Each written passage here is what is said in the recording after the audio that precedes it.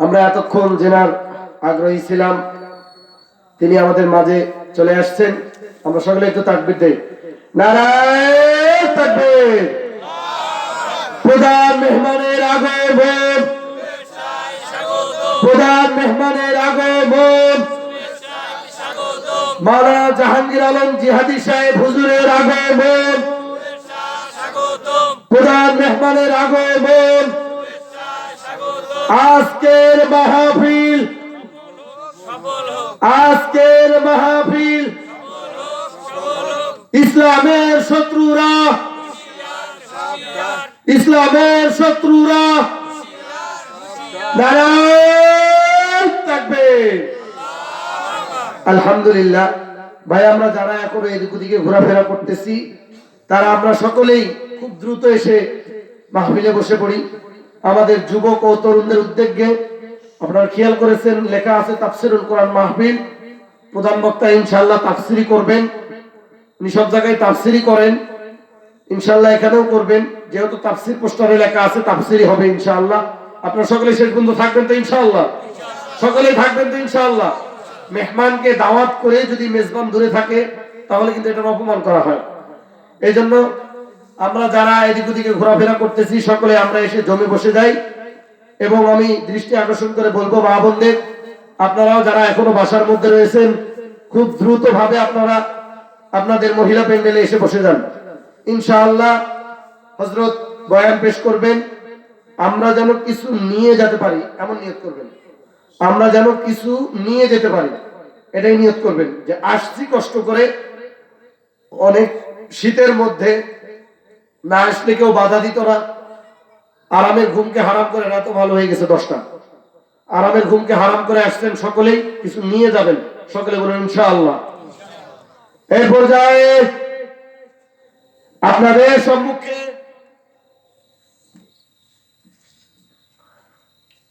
গুরুত্বপূর্ণ আলোচনা নিয়ে আসছেন।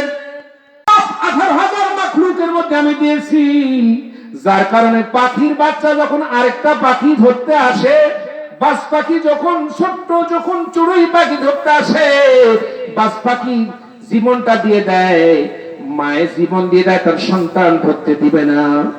মুরগির বাচ্চা যখন সিল আসে তখন জীবনটা দিয়ে দেয়, একবার উড়াল দেয় গাছের উপরে পড়ে, একবার পাখা মেরে দিয়ে বাচ্চাগুলি ডানার মধ্যে ঢুকে দেয়, না না তোদের খাইতে দেব না। আবার একবার এভাবে করে হাঁসের বাচ্চা হাঁস দিতে চায় না, এরকম ভাবে গরুর বাচ্চা গরুর জন্য জীবন দেয়। একটা হরিণের বাচ্চা ধরলে আরেকটা হরিণ তখন সিংহের শিকার হয়ে যায়। এত জীবন কিছু দিয়ে এত মহব্বত করে, এটা হলো 1 ভাগ। আর 99টা ভাগ আমার মাওলার কাছে আছে। মাওলা যখন বলে বান্দা, যখন হাত তোলার পর বলছে আল্লাহ আমার মাফ করে দে, আমার আল্লাহ বলছে বান্দার হাত নামাইতে দেরি, আমি গুনাহ মাফ করে দিতে দেরি হয় না।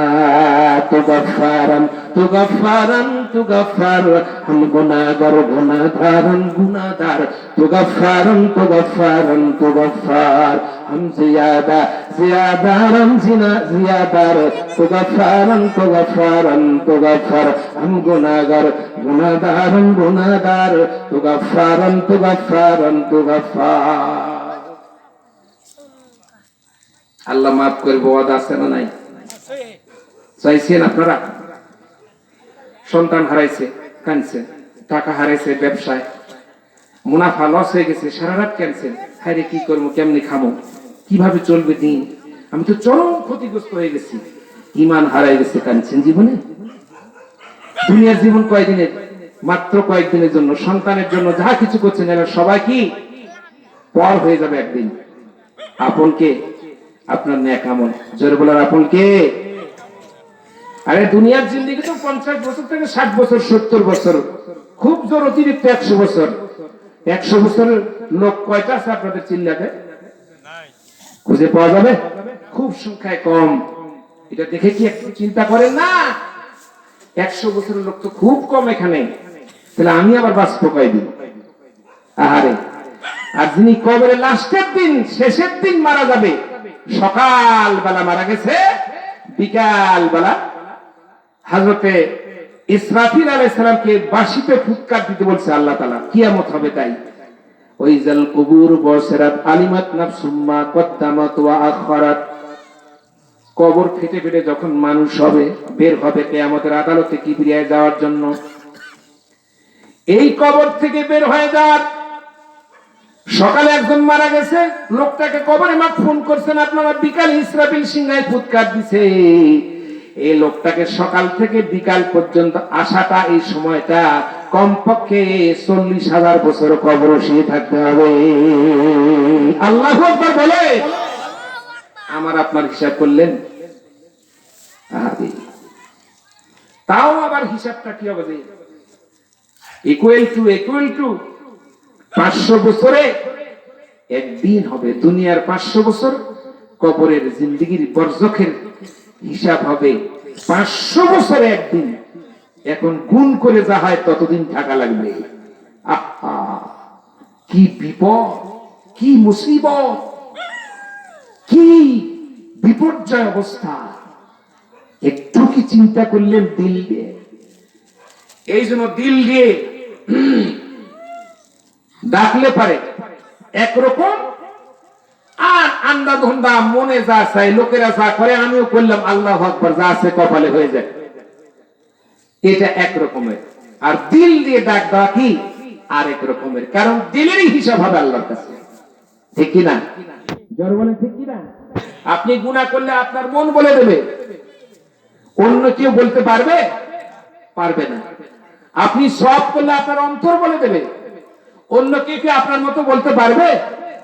এমন গুনাহ করছেন কেউ জানে না। তাহলে আপনি তো আপনার জন্য যথেষ্ট, মানুষ আর আপনার জন্য কি করবে? ঠিক কি না ভাইরা আমার?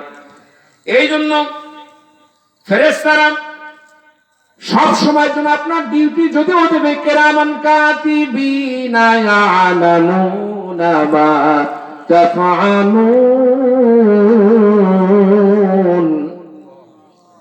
কেউ আবার বলছে কিরামান কাতিবিন, রোজ হাসরের দিন ধরবে যখন আমাদের, আমরা বলবো আমরা হেলাল বাবার লোক, আমরা বলবো আমরা বালা বাবার লোক, আমরা বলবো আমরা তালা বাবার লোক, আমরা বলবো আমরা তেনা বাবার লোক। কবরে সারিবে কথা বললে চিনবে? কি অবস্থা! এরা বলছে আমরা মারুফতের খবর জানি, একবার যদি সিজদা দেয় তাহলে শরীয়তের আর সিজদা দেওয়া দরকার নাই, মারুফতের নামাজ হলেই হবে। অথচ রাসূলের হাদিস যেটা, সাল্লু কামা রাআইতুমুনি ইউসাল্লি আও কামা ক্বালা আলাইহিস সালাতু ওয়াস সালাম, আল্লাহর নবী বলেছে বিদায় হচ্ছে, মাত্র কয়েক মিনিট, কয়েক সেকেন্ড আছে। আহা, একবার চেতন একবার অচেতন, চূড়ান্ত জ্বর এসে গেছে রাসূলের। এই জন্য মৃত্যুর আগে সবাই অসুস্থ হওয়ার জন্য আল্লাহর কাছে দরখাস্ত করবেন। কি করবেন বলেন? মরার আগে কি করবেন? আল্লাহ অসুস্থ হয়ে যেন মারা যায়, জ্বরও যদি হয় তাও যেন হয়। কারণ অসুস্থ হলে আল্লাহ রাসূল 3টা জিনিস গর্ব করেছেন, তার মধ্যে একটা হলো অভাব, 2 নম্বর হলো অসুস্থ, 3 নম্বর মৃত্যু। আচ্ছা, এই 3টা জিনিসকে আপনারা চয়েস করেন? জীবনও করেন না। কেউ অসুস্থ হতে চায় না, কেউ অভাব চায় না, কেউ মরতেও চায় না, যদিও মুখে বলে কিন্তু অন্তরে তা চায় না। ঠিক কিনা বলেন? মরণ কি চাই আমরা? চাই না। এই জন্য আল্লাহ রাসূল সেটা হলো আমার গৌরব। অভাব যখন আসে তখন অভাবের ভিতরে দিয়ে আমি আল্লাহকে ডাকি। একজন সুস্থ সবল লোক নামাজ পড়েন আপনার চিল্লাতে, ফ্যানের বাতাস খেয়ে 2 তলার উপর ঘুমিয়ে আছে, অথবা কারো বাসায় এসি থাকলেও থাকতে পারে, আমি গ্রামের বিষয় যেহেতু জানি না। আবার এমন লোক আছে কামলা দেয়, ভ্যান না চললে তার, না চালালে, রোডে না চালালে তার সংসার চলে না। বুখারী শরীফে হাদিস শুনেন, ভালো করে শুনেন রে ভাই। আজকাল যেহেতু আপনারা ডাক দিয়েছেন, আমি খুব দূরের মানুষ না, আপনাদের একই থানার মানুষ, একই এলাকার মানুষ, হয় তবে এই মাহফিল আজকের জন্য আমার এখানে প্রথম। তারপরেও যদি বলি, বন্ধুরা আমার, কথা বলতেছিলাম ভ্যানওয়ালা, বুখারী শরীফের হাদিস, ভ্যানওয়ালা ভ্যান চালানোর পরে ঘাম মোছে, মাঝে মাঝে ঝুড়ির মধ্যে তার সেরা গামছা থাকে, এটা দিয়ে ঘাম মোছে, ঘাম যখন সেরা গুলো মোছে। নামাজের যখন সময় হয়, কি ভ্যানালা আছে না নাই ভাই? এরকম ভ্যানালা আছে। আবার এমন ভ্যানালা আছে, যখন আজান হয় তখন দাঁড়িয়ে গিয়ে মসজিদের পাশে বিড়ি টানে, এরকম লোক আছে না নাই? আচ্ছা, মাইন্ড করে না ভাই, আপনারা যেটা আমি বলার সেটা বলছি। আল্লাহর হস্তে কথাগুলো আপনারা ভালো করে থিসিস করবেন, চিন্তা করবেন, গবেষণা করবেন। ওই ধ্যানওয়ালা ভালো করে হাদিসটা শুনেন। ওই ধ্যানওয়ালা যেটা মাথার ঘাম মুছতো, বাড়িতে আসার পর জোহরের সময়, লাঞ্চের সময় আসার পর বলছে, বিবি কি খাওয়ার কোনো আছে? বলে হ্যাঁ খাওয়ার আছে। চাইলে একটু শর্ট শর্ট অল্প করে ভাত খান, কারণ আপনার সন্তান বেশি ভাত খায়, আমরা দুই মানুষ না কম করে খাই। এরকম লোক আছে না নাই? সেদিন তার ভ্যান ভালো করে চালানো হয় নাই, বেচারা খুব অসুস্থ। এরকম মানুষটা অসুস্থ হওয়ার পরে ভাত খানা কম খাওয়ার পরে জোহরের নামাজ আদায় করছে। জোহরের নামাজ আদায় করার পর ঘুমে গেছে। রাত্রি যখন আসছে, সকালবেলা উঠার পর লোকটা ফজরের নামাজ আদায় করেছে। আল্লাহ রাসূল বলেছে, এমন একটা ওই গ্রামে, ওই এলাকায় আরো ধনী আছে, যে লোকটা ঘি দিয়ে মসমসা ভাজানো পরাটা সকালবেলা খায়, মুরগির স্যুপ দিয়া খায়, এরপরে আরো কিছু ভালো ভালো জিনিস দিয়ে খায়। ওই লোকটা উঠে নামাজ আদায় করে, তাহাজ্জুদ নামাজ আদায় করলো। ওই লোকটা যোহরের নামাজ আদায় করলো, আবার এয়ার কন্ডিশনে বাসায় যায়, ঢুকে গেল। কেমন যখন হয়ে যাবে, তখন ওই লোকটা, ওই ধনীটা যে জান্নাত পাবে, এই গামছাওয়ালাটা একই র্যাঙ্কের জান্নাত আল্লাহ দিবে। আল্লাহর হিংসা আছে। অনেকে বলে হুজুর দান করে ওরা, আমার নাই, কি দান করব, কি দান করব, কি বা দিব, এমন কি আছে? আল্লাহ রাসূল বলেন, হাসি দিয়া দাও। সুবহানাল্লাহ বললেন না? ওই ব্যাপারটা কি হুজুর? 5,000 10,000 টাকা দেয়, মারহাবা দেয়, পোস্টারে নাম ওঠে, অমুক প্রধান অতিথি, অমুক সভাপতি, অমুক তমুক, আর আপনি বলেন হাসি। এটা একটা কথা হইল নাকি? হ্যাঁ কথা হইল নাকি? রাসূলের কথা কোনো যেটা সেটা মিথ্যা হতে পারে না। রাসূল বলেছে, কিছুই নাই, আপনার সালাম দিয়ে যদি বলেন, ছোট যারা আছে, আপনার চাইতে যারা ছোট আছে, এদেরকে যদি ভাই সালাম, আসসালামু আলাইকুম ভাই কেমন আছেন, লোকটা বললো ভালো আছি, অথবা অন্য কেউ যদি বলে, ও ভাই ভ্যানওয়ালা ঠেলাওয়ালা, আপনি আসসালামু আলাইকুম কেমন আছেন, যদিও পকেটে টাকা নাই, খাওয়ার মন চায়, অনেক কিছু চায়, তারপরেও বলছে আলহামদুলিল্লাহ আমি ভালো আছি, এই হাসিটা দেওয়ার কারণে আল্লাহ রাস্তায় সদকা করার সওয়াব তার আমলনামায় লিখে দেয়। সুবহানাল্লাহ বলে। খালি টাকা দান করলে সব পাওয়া যায়? আহা, কত সুন্দর রাসূলের জীবন, সিরাতের জীবন, কত মজা, বুঝি না তাই? ভাইরা আমার, কথা বলতেছিলাম জাহান্নামের ভয়ে, গুনাহ করার ভয়ে। এইভাবে করে যে চোখ পানি ছেড়ে কান্দে, সেই চোখ জাহান্নামে আর জ্বলতে পারে না। এই জন্য বন্ধুরা আমার, এইভাবে করে আল্লাহকে ডাকতে ডাকতে যারা জীবনের শেষ পর্যন্ত এইভাবে করে আল্লাহর রাসূলের সুন্নতের বা আমল করেছেন, এই জন্য আল্লাহর নবী বলেছেন, আমার জামানায় যখন আমার উপস্থিতিতে সাহাবায়ে কেরাম রিদওয়ানুল্লাহি তাআলা আলাইহিম আজমাইনগণ রাসূলের জিন্দেগীর সাথে জিন্দেগি মিলায়া জীবনটা চালাইছে। এই জন্য কোরআন শরীফে সাহাবায়ে কেরামদের কথা 4 জায়গায় লিখেছেন, রাদিয়াল্লাহু আনহুম ওয়া রাদু আন, যালিকা লিমান খাশিয়া রাব্বা। আল্লাহ ওদের উপর রাজি খুশি হয়ে গেছেন। সাহাবায়ে কেরামদের রঙে সিবগত আল্লাহ, ওদের রঙে তোমাদের জীবনটা রঙাও। আমেরিকার রঙে তোমাদের জীবন রঙায়ও না, ভারতের রঙে তোমাদের জীবন রঙায়ও না, সর্বনাশ হয়ে যাবা। তোমরা সাহাবায়ে কেরামদের রঙে রঙিন হয়ে জীবনটারে চালাও। যদিও তোমার টাকা পয়সা না থাকে, যদিও তোমার প্রতিপত্তি না থাকে, শিক্ষা যদি না থাকে, কেউ যদি এইভাবে করে জীবনটা রাসূলের জীবনের জিন্দেগীর সাথে মিলাইয়া আল্লাহর রাস্তায় সিরাতের উপরে যদি প্রতিষ্ঠিত থাকে, আল্লাহর কসম করে বলে গেলাম রে আল্লাহর বান্দারা, ওই লোকটার আল্লাহর জান্নাত ছাড়া কোনো জায়গা হবে না কিয়ামতের দিন। রাসূলের জীবন নিয়ে আমাদের জীবন চালাতে হবে। রাসূল রাষ্ট্র পরিচালনা করেছেন কিনা? কথা বল। রাসূল রাষ্ট্রপতি ছিলেন কিনা? যেই মূর্খের দলেরা বলে যে মুসলমানের হুজুরদের রাজনীতি কি রে, তোর বাপের রাজনীতি আছে, তোর বাপের রাজনীতি আছে, আর রাসূলের বাপের রাজনীতি নাই, রাসূলের নাই। মূর্খ কোথাকার। অনেকে বলে যে যারা পাপ করছে এই শালারাই জেল খাটে, এই শালারাই খারাপ কথা বলে। তুমি শালা আবার কত ভালো যে জেল ছাড়া বাইরে আছো, চুরি করার বসে থাকো, বড় মাগুরি মাছ। যেদিন ধরা পড়বা,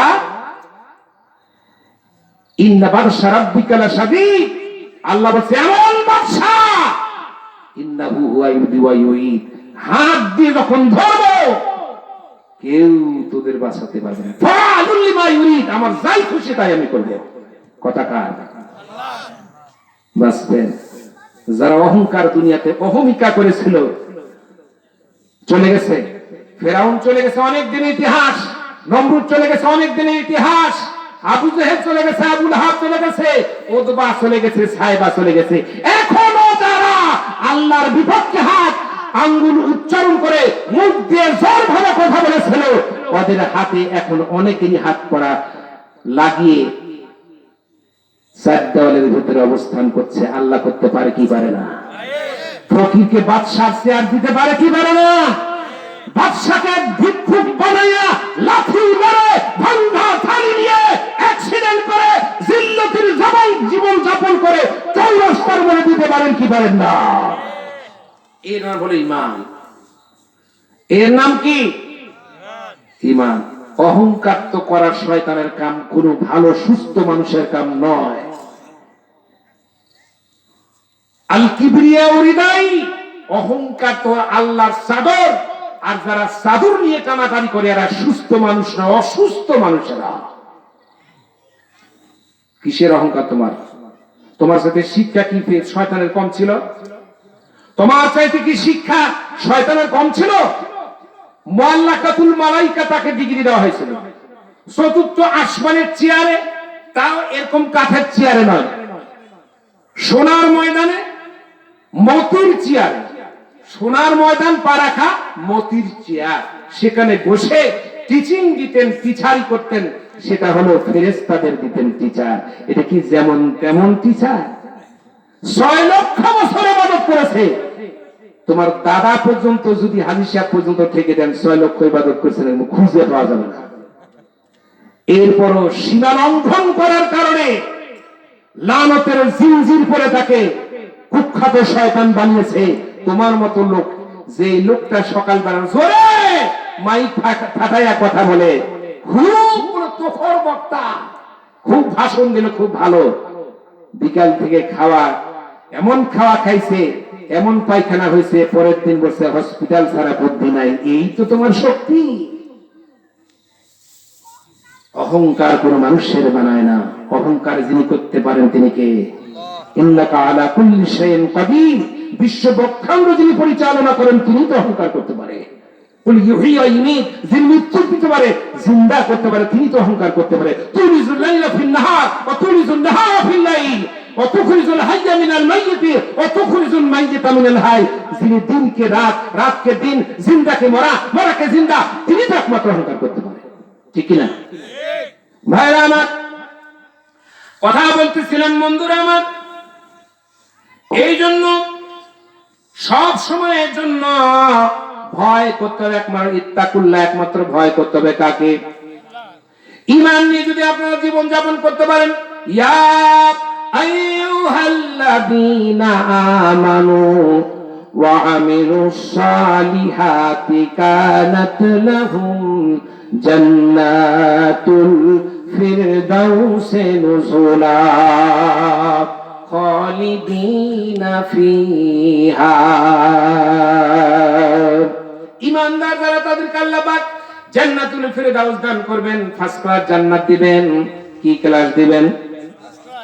ঈমান যারা আনবে, তাহলে বলবেন হুজুর তা 8টা জান্নাত হলো কেন? ব্যাখ্যা করলে একটাই জান্নাত। এই যে একটা জায়গা আছে, এখানে একটা জায়গা না, 2টা জায়গা। কেউ চেয়ারে আসি, কেউ নিচে আসি। এরকম যারা আমলের যে তরতিব যাদের হবে, তাদের কেউ উপর তলা থাকবে, কেউ নিচ তলা থাকবে, কেউ আরেকটা তলায় থাকবে। দুনিয়াতে একবার যদি কেউ সুবহানাল্লাহ তার জীবদ্দশায় বেশি পড়বে, আল্লাহর প্রশংসা করবে, আল্লাহ পাক তাকে একটা তালা বিশিষ্ট বেশি উঁচু জায়গায় জান্নাত দিবে। জায়গা একটা একটু আলাদা আলাদা থাকে, কেউ খাটে, কেউ মাটিতে, কেউ গদিতে, কেউ এমনি বিছানায়, কিন্তু একটাই তো জায়গা। এই জন্য কয় প্রকার আছে? 8টা জান্নাত হয়েছে। কিন্তু আদাফুল ঈমান, অল্প ঈমান নিয়ে কেউ জান্নাতে যারা গেছেন তাদের অবস্থানটা কেমন হবে দোস্ত? ভালো করে শোনেন। ওদের অবস্থানটা হবে একটা ইমানদার, আদনা ইমানদার, দুর্বল ইমানদারদের জান্নাত আল্লাহ তাআলা দান করবে। সেই জান্নাতটা হবে 10টা দুনিয়ার সমান। কয়টা দুনিয়ার সমান? সুবহানাল্লাহ, কি অবস্থা! এই অবস্থায় যখন কেউ মারা যাবে, মৃত্যুর মুখে একেবারে চলে গেছে, তার শেষ সীমান্তে যখন চলে গেছে, পৌঁছে গেছে, আর দুনিয়াতে বেশি দিন অবস্থান করবে না। এই অবস্থায় যখন তারা মৃত্যুবরণ করবে অবস্থায় ঠিক তখন এই লোকগুলি মৃত্যুবরণ করবে, এই লোকগুলি তখন কবরে যখন মাদফুন করে দেওয়া হবে, তখন কবরে আমরা সমানভাবে সব ইমাম সাহেবেরা বলে কি বলে না? আপনার এলাকার বলেন সবাই বলেন বিসমিল্লাহ ওয়া আলা মিল্লাতি রাসূলিল্লাহ। কথা বলে কি বলে না? এটা বলে না? কি বলে?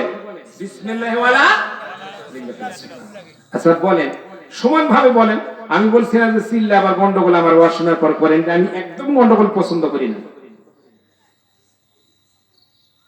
আল ফাসাদু আসাদু মিনাল কতল। ফাসাদ সৃষ্টি করা ইসলামে এটা হলো খুন করার চাইতে মারাত্মক অপরাধ। আল ফাসাদু কি? কতল, হ্যাঁ না ফিতনা, ঠিক আছে, ফিতনা অথবা কতল, খুন করা অথবা জিনা করা, এর চাইতে মারাত্মক গুনাহ হলো কি? ফিতনা সৃষ্টি করা।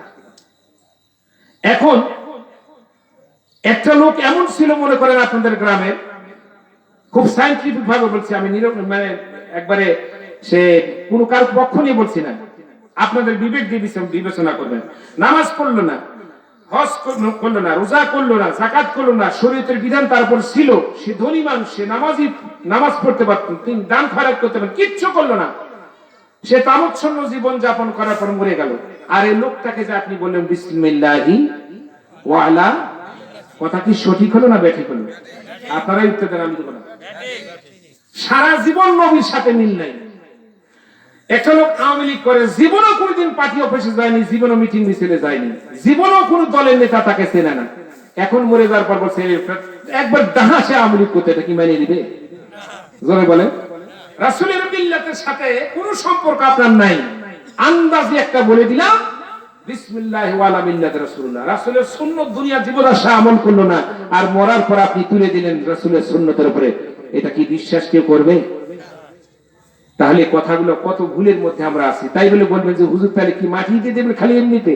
না, মাপ চান, ক্ষমা চান। ও তো ভাই কলেমা পড়েছে, জান্নাত পাবে, সমস্যা নেই। আমি তো হাদিস পড়েছি যে কলেমাকে সে বিশ্বাস করে অবশ্যই সে জান্নাতে একদিন যাবে, কিন্তু তার তো শাস্তি হবে।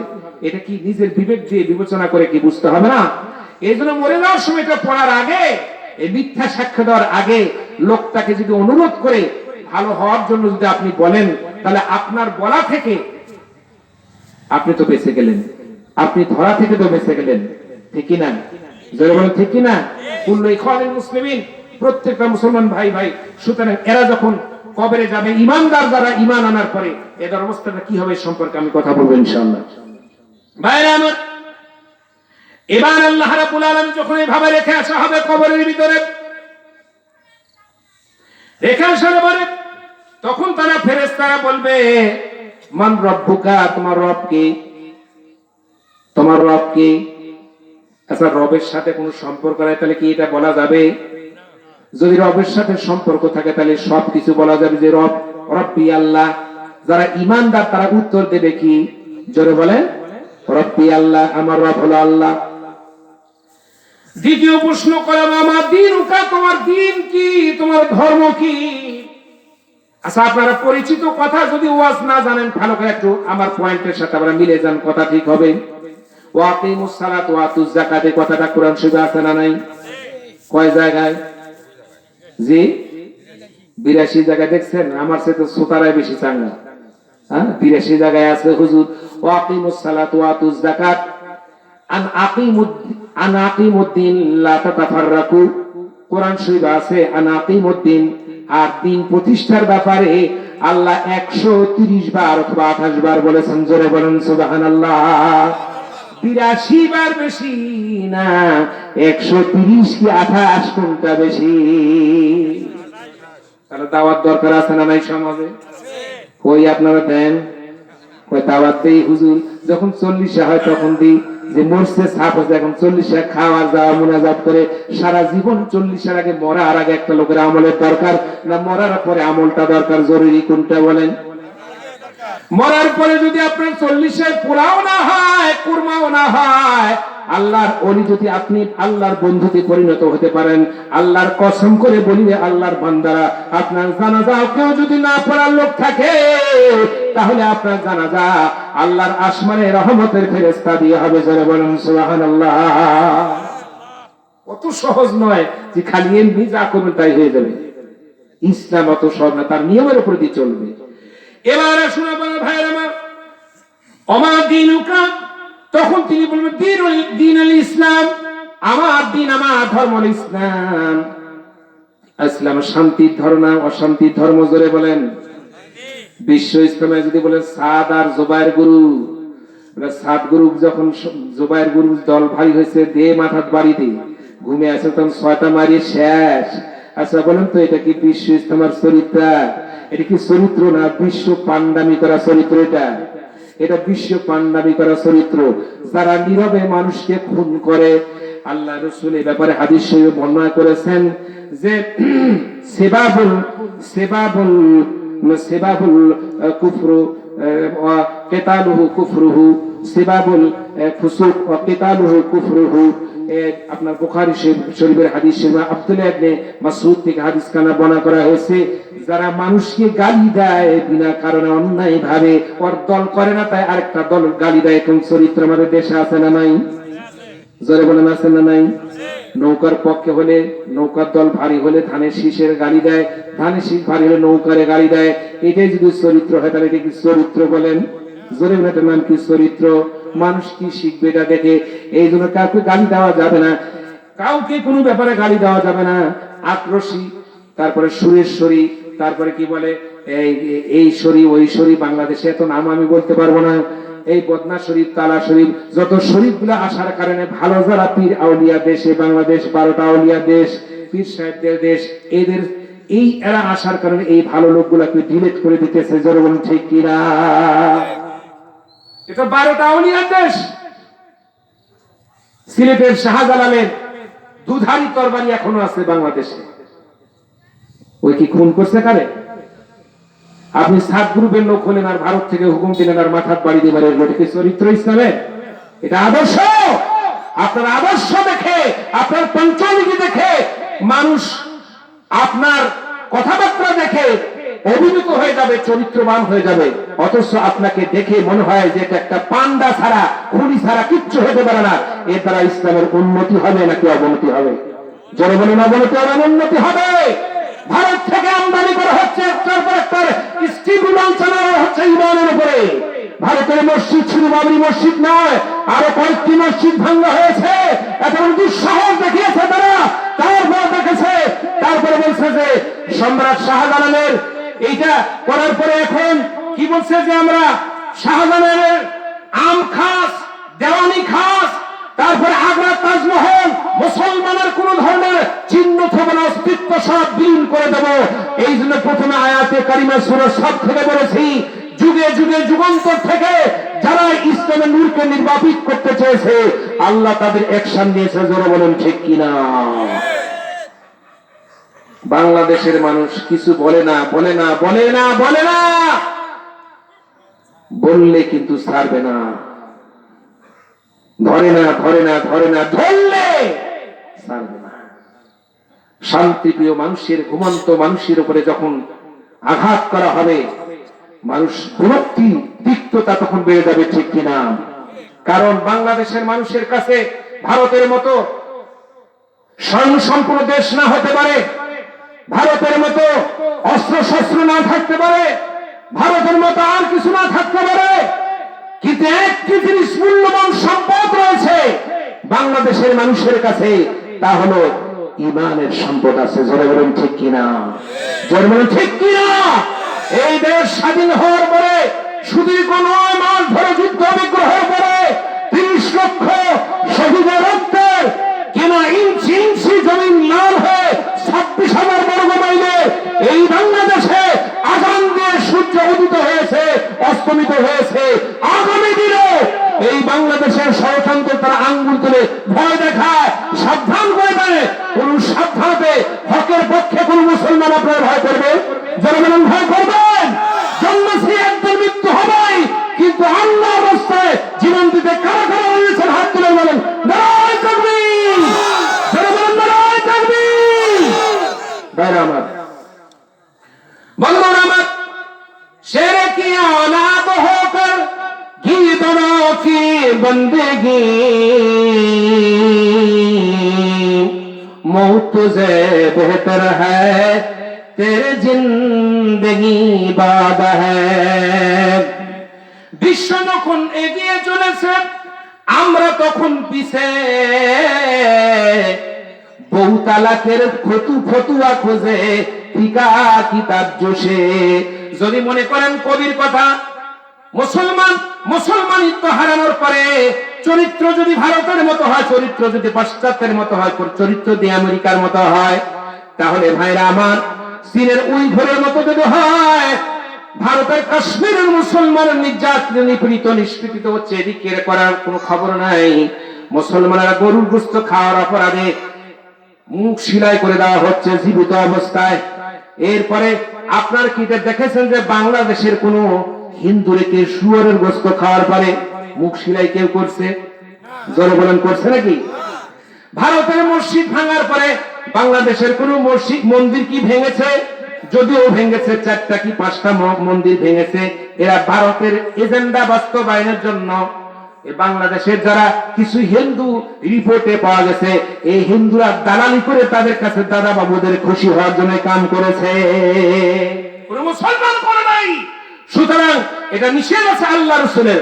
আল্লাহ নবী বলেছেন সংখ্যাগরিষ্ঠ সংখ্যালঘুর ব্যাপারে হাদিস শরীফের মধ্যে বলেছেন, কোন দেশের মধ্যে যদি সংখ্যাগরিষ্ঠ মুসলমান হয় আর সংখ্যালঘু যদি কোন হিন্দু অন্য ধর্ম বিজাতি লোকেরা যদি হয়, সংখ্যালঘুরা সংখ্যাগরিষ্ঠরা সংখ্যালঘুর উপরে যদি বিনা কারণে বিনা দোষে আক্রমণ চালায়, ধর্মীয় অনুভূতিতে তাদের উপরে আঘাত আনে, আমি বিশ্বনবী কিয়ামতের দিন কিয়ামতে আদালতে কিবরিয়ায় ওই হিন্দুর পক্ষ নিয়ে মুসলমানের বিরুদ্ধে আল্লাহর আদালতে মামলা দায়ের করব। আদর্শ ইসলাম থেকে সেখানে সম্প্রীতি তো মুসলমানের মধ্যে আছে, সমঝোতা তো মুসলমানের মধ্যে আছে, শ্রমিকপাত মুসলমানের ভিতরে নাই। এটা ভারতবর্ষের ইতিহাস আমরা জানি। 20 বছর, সুদীর্ঘ 20 বছর অথবা 8 বছর ধরে এক একটা ইতিহাসের পাতায় লেখেন যে এই ধরনের সম্প্রীতির জন্য সংঘাত যাতে করে নিরসন হয়, এরা বহু চেষ্টা করেছে, মুসলমানের দ্বারা সম্ভব হয়েছে, কিন্তু কোন হিন্দুর দ্বারা সম্ভব হয় নাই। তবে একজন মুনাফিকি করেছে ভারতবর্ষের ইতিহাসের মধ্যে, সম্রাট আকবর করেছিল, যার কারণে মুসলমানের পতন হয়েছে। জোরে বলেন ঠিক কিনা? ওই শ্রেণীর কিছু আলেম বাংলাদেশে আছে না নাই? কথা কয় না? একটু গাও জ্বালাতি দিয়ে এখন আমি জানি, এতক্ষণ চুলকানি ওঠেনি, এখন কিন্তু বেগুন খাইছেন অ্যালার্জি হবে, হলে হোক, তাতে যায় আসে। মুসলমান যদি হয় অ্যালার্জি হবে না, নিঃসন্দেহে আমি বলতে পারি। আর মুসলমান যদি না হয় গা চুলকাবে, তাতে যাই হয় হোক। আল্লাহ বলছে খাও, ফুর্তি করো, কিন্তু ওয়ালা নুযিকান্নাহুম মিনাল আযাবিল আদনা দুনাল আযাবিল আকবার। এই দুনিয়া পায় রানার সাপ হতে চাস না রে, যখন তোকে ধরবো তোর জাহান্নাম ছাড়া কোনো বুদ্ধি থাকবে না। কথা কার? জোরে বলেন। বাঁচতে পারবে না, যত বড়ই সাহেব হন আপনার সাহেবের কোনো দাম থাকবে না। যেই হন আপনি, কি হয়েছেন আপনি? আপনি কি হয়েছেন? 3 ফোঁটা নাপাক পানি থেকে মায়ের বক্ষপিণ্ড, বাবার মেরুদণ্ড থেকে ছিটকে পড়া 3 ফোঁটা পানি থেকে তৈরি। যাওয়ার সময় একটা পচা মরা লাশ। এই তোমার এত অহংকার কিসের? কি তুমি দাপট দেখাও? তোমার চাইতে বড় বড় ধনী, তোমার চাইতে বড় বড় মালদার, তোমার চাইতে বড় বড় রাজনীতিবিদ, তোমার চাইতে বড় বড় শিক্ষাবিদ, তোমার চাইতে বড় চেহারাধারী, তোমার চাইতে বড় জোয়ানকে মাটির সাথে মিশে দিয়ে পাহাড়ে আশ্রয় মারছে, ঠিক কিনা? আন্দাজি আন্দাজি খালি এটা দেখান। কি দেখান? কি দেখানোর আছে? এই দেখেন আবার হুজুর কি দেখাবা? ভাইরা আমার, এবার আসি 3 নম্বর প্রশ্ন। এবার কবরের মধ্যে মনে আছে আপনাদের? 3 নম্বর প্রশ্ন কবরের মধ্যে হবে। 3 নম্বর প্রশ্ন যেটা হবে যে হাজার রাসূল, এইটা কে? এই লোকটা কে? এই পুরুষটা কে? ওই জায়গা হাদিস শরীফের মধ্যে আসছে জনাবে মুহাম্মদ রাসূলুল্লাহ সাল্লাল্লাহু আলাইহি সাল্লাম, সবাই বলেন সাল্লাল্লাহু আলাইহি সাল্লামকে সামনে আনা হবে, ছবি দেখানো হবে। যারা নবীর মতে মত তারা নবীর উম্মত, জোরে বলেন নবীর মতে মত তারা হবেন নবীর। আর যারা মত নাই তারা কি উম্মত হবে নাকি? চিনবে নাকি? আপনার নেতা আপনি চিনবেন, যে যে দল করে তার নেতারে চেনে, আর যে যে দল করে না নেতাও বলতে পারবে না। উদ্ভাত একটা কথা বলে তো কেউ বিশ্বাস করবে না।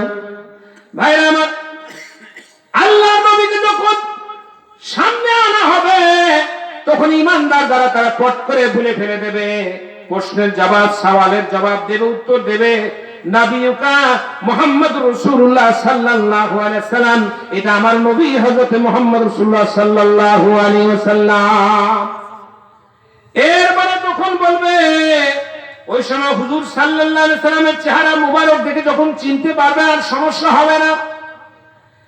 এরপরে তখন বলবে ইমানদারকে, তখন বলে মা কুনতা তাকুনু হাযার রাজুল, তখন বলবে হ্যাঁ এটা নবী না মুহাম্মদ সাল্লাল্লাহু আলাইহি ওয়াসাল্লাম। এরপরে তাদেরকে বলবে, গায়েব থেকে একটা আওয়াজ আসবে, কে জানো রে, বুঝতে পারবে না কে আওয়াজটা দিকে এইভাবে করে তাদেরকে সম্বোধন করে ইমানদারদেরকে বলতেছে। গায়েব থেকে আওয়াজ আসবে, ফাফসিরু বিল জান্নাতি ওয়া বিল ওয়ালবিসু বিল জান্নাত। ফেরেশতাদেরকে আল্লাহ তাআলা বলবেন, ফেরেশতাদেরকে আল্লাহ তাআলা বলবে, এই লোকটা যে প্রশ্নকারী, যে প্রশ্নের জবাব দিচ্ছে, প্রশ্নের উত্তরকারীকে জান্নাতের বিছানা তার কবরে বিছায়া দাও, আর শুয়ে থাকার পরে বিছানায় যতদূর তার চোখ যাবে ততদূর পর্যন্ত জান্নাতের রাস্তা প্রশস্ত করে দাও। সুবহানাল্লাহ বলে। ভাইরা আমার, এরকম জীবন কি আমরা গঠন করতে চাই? জোরে বলেন কারা কারা চাই? হাত তোলন করেন কারা কারা চাই? আল্লাহু আকবার বলেন। আপনাদের ছবি শুধু এখানে নেওয়া হচ্ছে না, আপনাদের ছবি অসংখ্য রহমতের ফেরেশতারা তারা ভিডিও টেপ রেকর্ডার নিয়ে বসে আছেন। আল্লাহ পাক সকলকে জান্নাতি মানুষ হিসাবে কবুল করুন, সকলে বলে আল্লাহুম্মা আমিন।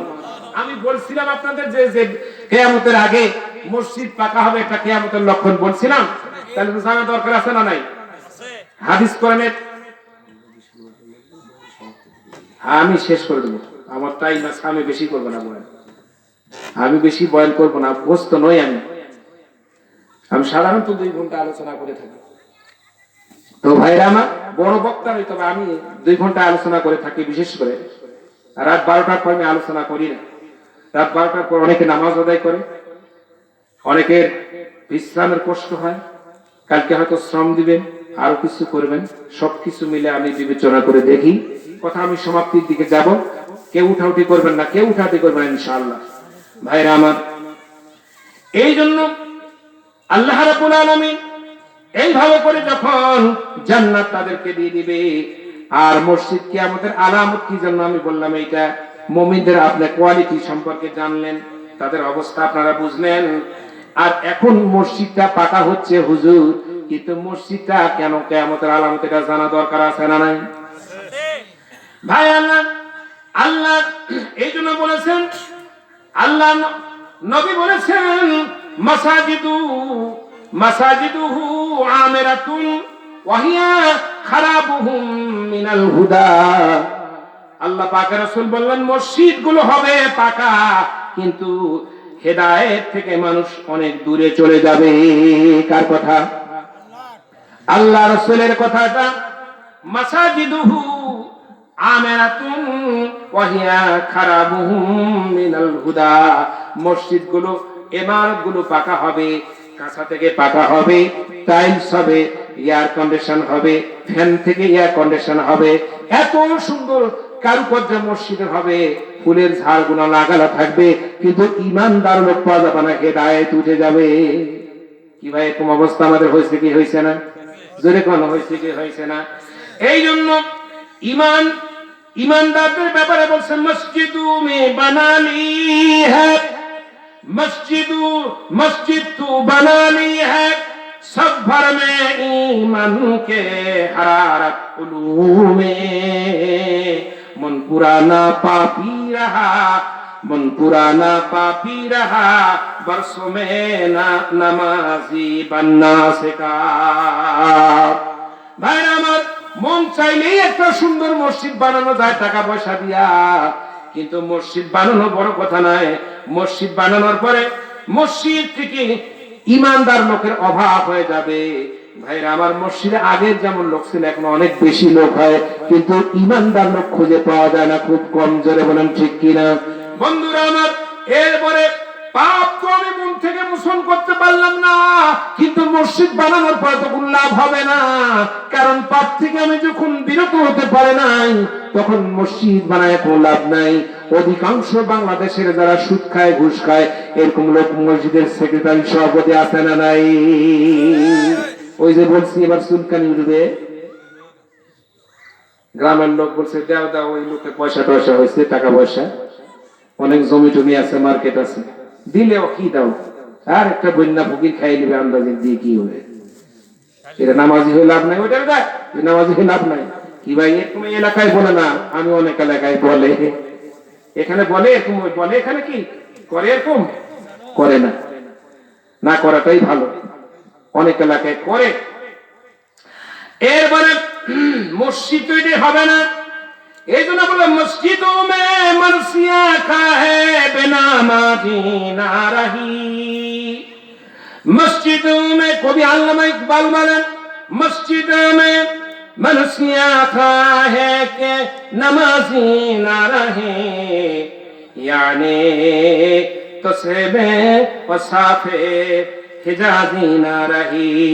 मस्जिद कांदे আর বলে, কোথায় গেল ওই নামাজিরা, যেই নামাজিরা শতের উপরে নামাজ আদায় করত, যেই নামাজিরা মুনাজাত করতে দেরি হতো কিন্তু কবুল হতে দেরি হতো না।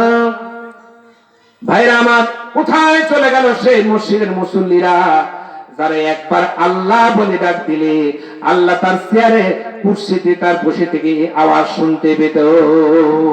কোথায় চলে গেল বেলালের মতো মুয়াজ্জিন, যে আযান যখন মদিনাতে দিত, কালো কুৎসিত লোক, দেখতে খারাপ, কান একটা বড় একটা ছোট, হাফসিরে গোলা, ছোট্ট একজন, যেমন তেমন মানুষ দেখতেও পছন্দ নয়, কিন্তু ঈমানের সাথে যখন আল্লাহরে ডাক দিত, ওই আযানটা শুনে শুনে আল্লাহ তার আরশে আজিম থেকে মন জুড়াইতো।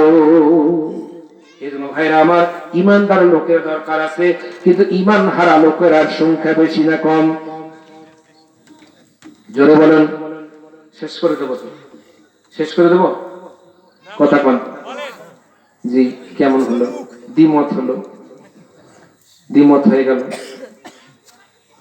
বন্ধুরা আমার, আল্লাহ পাক আমাদেরকে অল্প দিনের জন্য দুনিয়াতে পাঠাইছেন, এখান থেকে আমরা চলে যাব, কিছুদিনের জন্য আছি।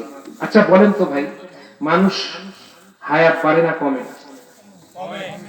জি কমে। আর আমরা বলি কি হায়াত বাড়ছে বা বেশি হোক, তাহলে দেখা যাবে।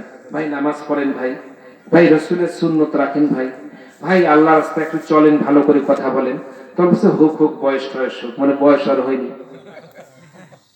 বয়সই হয়নি আর, তার মানে মাসুম হয়ে আছে, ছোট বাচ্চা। নামাজ কত বছর বয়সে ফরজ? 7 বছর। আচ্ছা, যারা নামাজ ছেড়ে দিছি আমাদের 7 বছরের কম সবার, তাই না? 4 বছর 3 বছর বয়স নাকি বলেন? হ্যাঁ, খোকার বাবা হয়ে গেছে, কিন্তু খোকার অবস্থা আমাদের যায়নি। কাজে কর্ম তো খোকা। হ্যাঁ, কি অবস্থা! ভোটার না হলেও, বয়স না হলেও জোর করে বলে, এই যে দেখা আমার মোচ উঠছে। এক জায়গায় বলছে, এই বেটা তোমার মোচ হয়নি। বাস্তব আমি ছিলাম, মিথ্যা কথা বলছিলাম। এই তোমার মোচ নাই, আর না তুমি কি বয়স হয়েছে? মাস্টার যখন ভোট তালিকা করছে, এই যে দেখেন স্যার, আমি 2-3 দিন চান্স দিচ্ছি। ভোটার হওয়ার জন্য মোচের কথা বললেন, নামাজের জন্য 7 বছরের নিচে থাকলেন, কামটা কি ভালো হলো? এই জন্য দিল থেকে যদি কেউ ডাক দেয় আল্লাহকে, আল্লাহ পাক দিল থেকে তার কথাগুলো তাড়াতাড়ি শোনে। এই জন্য কবি আল্লামা ইকবাল কি সুন্দর করে কাসিদা লেখেন, দিল সে जुबात ने कल्बी कल्ती निकलती है असर रखती है, दिल से जुबात निकलती है असर रखती है, पर नहीं मगर ताकत परवाज रखती है। কেউ যদি দিল থেকে আল্লাহকে ডাক দেয়, আল্লাহ বলেন, আল্লাহ জোরে বলেন, আল্লাহ প্রাণ খুলে বলেন আল্লাহ।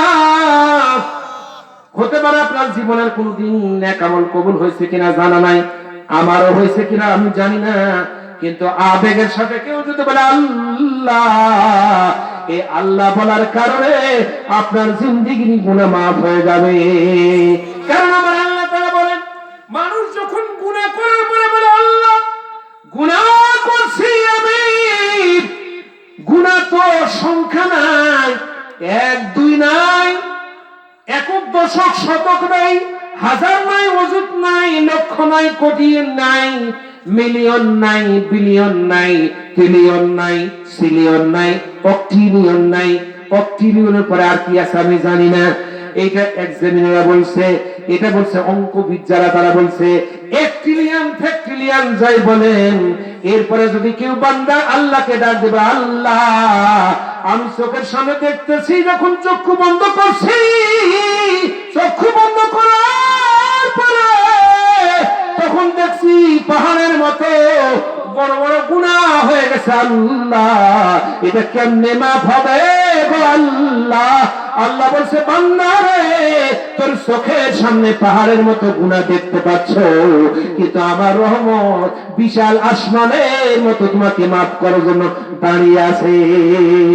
লা তাকনাতু মির রাহমাতিল্লাহ ইন্নাল্লাহা ইয়াগফিরু যুনুবা জামিআ। গভীর রজনীতে আর 5 মিনিট কথা বলতে পারবো আপনাদের সামনে, বলা যাবে? সমস্যা নাই, 5 মিনিট, একটা ভাই উঠবেন না ইনশাআল্লাহ। গভীর রজনীতে ওমর রাদিয়াল্লাহু তাআলা, তিনি আল্লাহর নবী বলছেন, আমার পরে কেউ নবী হলে ওমরই হতেন। কে হতেন?